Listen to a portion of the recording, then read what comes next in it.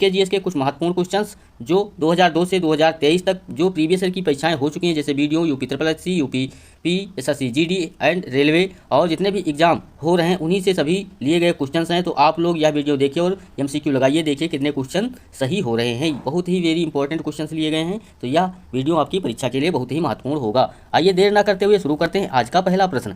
पहला प्रश्न पूछा गया है, निम्नलिखित में से कौन सी नदियाँ पंचनद में शामिल नहीं है। तो आपसे पूछा गया है कौन सी नदियाँ पंचनद में शामिल नहीं हैं। ऑप्शन दिया गया है Beas, option B Sutlej, option C Sindhu, option D Ravi.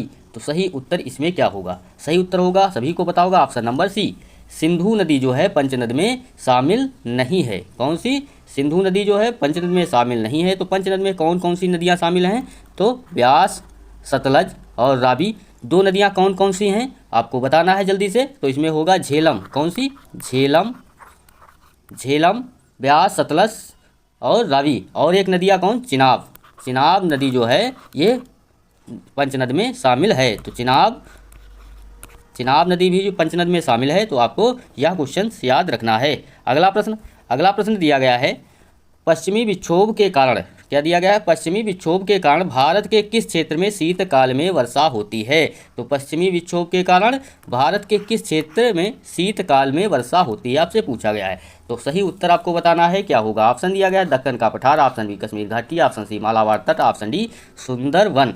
तो सही उत्तर इसमें क्या होगा? सही उत्तर होगा ऑप्शन नंबर बी, कश्मीर घाटी। सही उत्तर ऑप्शन नंबर बी होगा। कश्मीर क्षेत्र में सर्दियों के दौरान वर्षा की मात्रा इन पश्चिमी विक्षोभों का परिणाम है।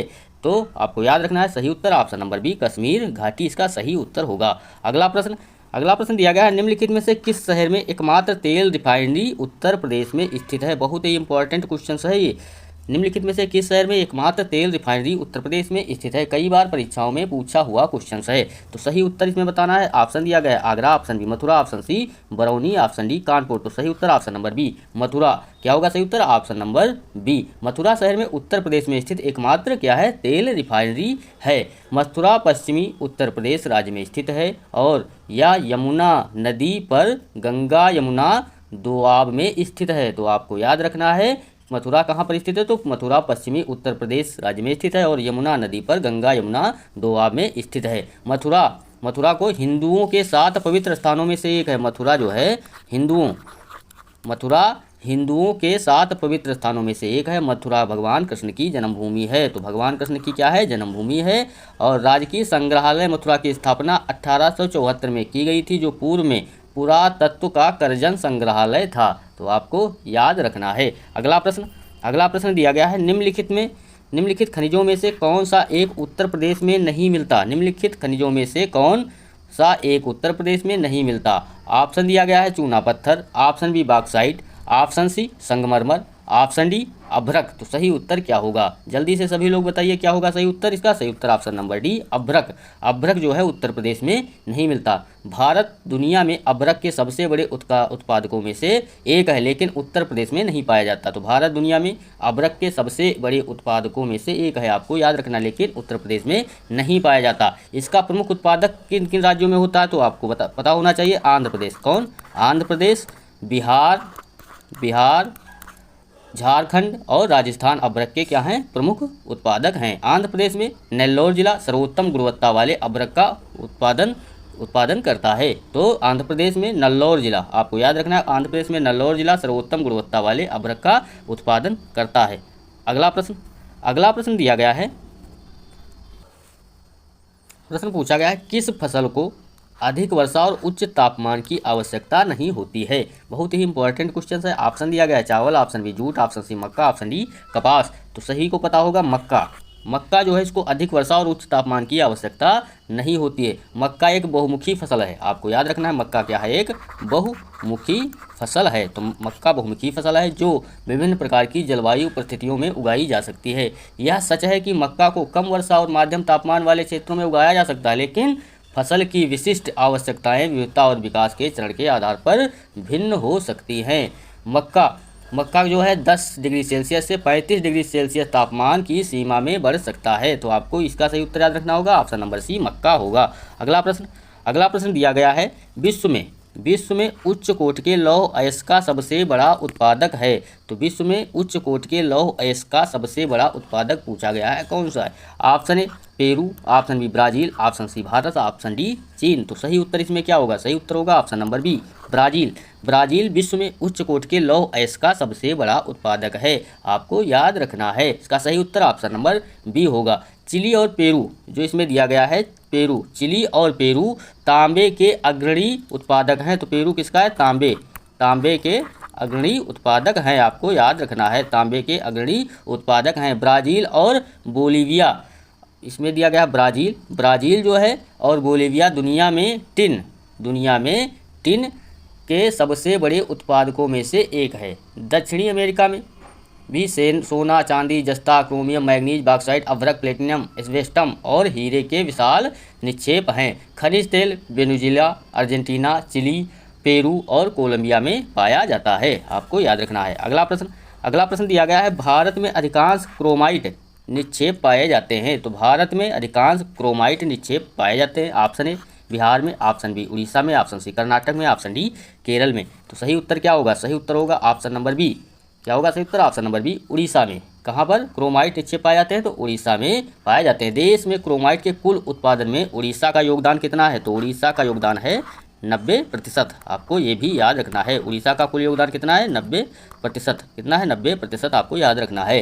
क्रोमाइट क्रोमियम का एकमात्र आर्थिक अयस्क है। अगला प्रश्न दिया गया है, भारतीय संविधान के 44वें संशोधन के तहत कौन से मौलिक अधिकारों को कानूनी अधिकारों के रूप में परिवर्तित किया गया था? तो भारतीय संविधान के 44वें संशोधन के तहत कौन से मौलिक अधिकारों को कानूनी अधिकारों के रूप में परिवर्तित किया गया था? यह क्वेश्चन आप सभी लोगों को पता होगा, जल्दी से सभी लोग इसका उत्तर बताइए क्या होगा। और जो लोग वीडियो को लाइक नहीं किए हैं तो लाइक कर लें, चैनल को सब्सक्राइब नहीं किया तो चैनल को सब्सक्राइब जरूर कर लें, जिससे कि आने वाले वीडियो आपको आसानी से मिलते रहें और आप एग्जाम में अच्छे से क्वेश्चन हल कर सकें। तो सही उत्तर इसमें होगा ऑप्शन नंबर ए संपत्ति का अधिकार। सही उत्तर होगा ऑप्शन नंबर ए संपत्ति का अधिकार। 1978 में, किस सन में? 1978 में संपत्ति के अधिकार को संविधान के 44वें संशोधन अधिनियम के तहत मौलिक अधिकार से खत्म कर दिया गया है। तो आपको याद रखना है किस सन से? तो 1978 में संपत्ति के अधिकार को संविधान के 44वें संशोधन अधिनियम के तहत मौलिक अधिकारों से खत्म कर दिया गया है। इसे संवैधानिक अधिकार बनाने के बजाय एक अनुच्छेद 300A, कौन सा अनुच्छेद? 300A के अंतर्गत यह बताया गया है कि कोई भी व्यक्ति कानून के प्राधिकार से ही उसकी संपत्ति से वंचित हो सकता है।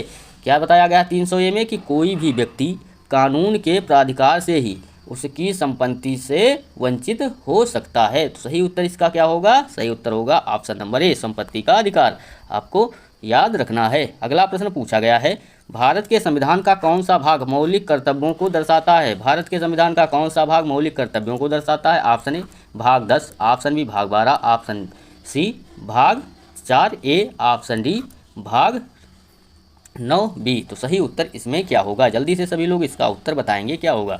सही उत्तर होगा ऑप्शन नंबर सी भाग 4A। भारत के संविधान का कौन सा भाग मौलिक कर्तव्यों को दर्शाता है? तो आपको पता होना चाहिए, सही उत्तर ऑप्शन नंबर सी भाग 4A। तो मौलिक कर्तव्य कितने हैं? अगर पूछा जाए मौलिक कर्तव्य कितने हैं तो आपको याद रखना है 11। कितने मौलिक कर्तव्य हैं? 11। तो आपको सभी याद रखना है। पहला, संविधान का पालन करें और राष्ट्रीय ध्वज और राष्ट्रगान का सम्मान करें, ये कौन सा है? पहला। दूसरा, स्वतंत्रता संग्राम के आदर्शों का पालन करें। तीसरा, भारत के संप्रभु और अखंडता की रक्षा करें। अगला है, देश की रक्षा करें और बुलाए जाने पर राष्ट्रीय सेवाएं प्रदान करें। अगला दिया गया है, आम भाईचारे की भावना रखें, मिश्रित संस्कृति का संरक्षण करें, प्राकृतिक पर्यावरण का संरक्षण करें, वैज्ञानिक सोच विकसित करें, सार्वजनिक संपत्ति की रक्षा करें, उत्कृष्टता के लिए प्रयास करें। सभी माता पिता अभिभावकों का कर्तव्य है कि वे अपने 6 से 14 वर्ष की आयु के बच्चे को स्कूल भेजें। तो आई कितने हो गए? 11 मौलिक कर्तव्य दिए गए हैं, आपको याद रखना है। अगला प्रश्न, सरोजिनी नायडू में भारतीय राष्ट्रीय कांग्रेस की पहली भारतीय महिला अध्यक्ष चुनी गई। तो आपको बताना है कि सरोजिनी नायडू भारतीय राष्ट्रीय कांग्रेस की पहली भारतीय महिला अध्यक्ष चुनी गई। तो कहाँ पहली भारतीय महिला अध्यक्ष चुनी गई हैं? पूछा गया है। जल्दी से सभी लोग, और जो लोग वीडियो को लाइक नहीं किए हैं तो लाइक कर लो, चैनल को सब्सक्राइब नहीं किया है तो चैनल को सब्सक्राइब कर लें। सही उत्तर इसका होगा option number A Kanpur. Sarojini Naidu Kanpur में भारतीय राष्ट्रीय कांग्रेस की पहली भारतीय महिला अध्यक्ष चुनी गई। तो तो आपको यह इसका आंसर याद रखना है। भारतीय राष्ट्रीय कांग्रेस की स्थापना अगर पूछा जाए कब हुई थी, तो 1885 में। कब हुई थी भारतीय राष्ट्रीय कांग्रेस की स्थापना? 1885 में। कांग्रेस के पहले अध्यक्ष कौन थे? तो व्योमेश चंद्र बनर्जी थे। और जवाहरलाल नेहरू कांग्रेस पार्टी पर हावी रहे और कई चुनाव जीते। तो जवाहरलाल नेहरू जो है भारतीय राष्ट्रीय कांग्रेस पार्टी पर हावी रहे और कई चुनाव जीते। आपको याद रखना है कि अगर पूछा जाए तो रोजनी नायडू को और किस नाम से जानते हैं? तो भारती की कोकिला के नाम से जानते हैं, भारत कोकिला के नाम से भी जानते हैं। और वे भारतीय राष्ट्रीय कांग्रेस की पहली भारतीय महिला अध्यक्ष थी।